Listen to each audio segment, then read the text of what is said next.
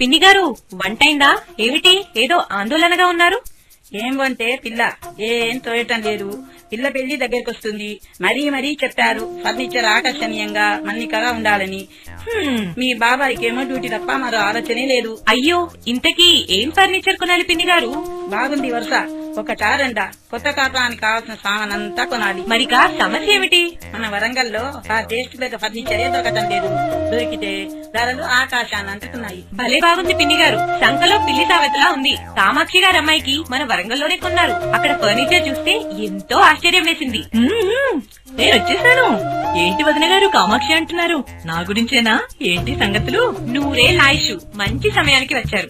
మీ పాపకు తీసుకున్న ఫర్నిచర్ గురించే. ఓ అదా, నిజంగా మేము తక్కువ బడ్జెట్ లో బ్రాండెడ్ మరియు నాణ్యత గల ఫర్నిచర్ అంతా కొనుగోలు చేశాము.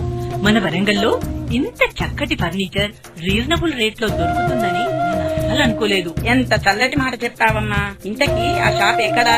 దాని పేరేంటి? అమ్మో, అంత తేలికగా చెప్పమంటారా?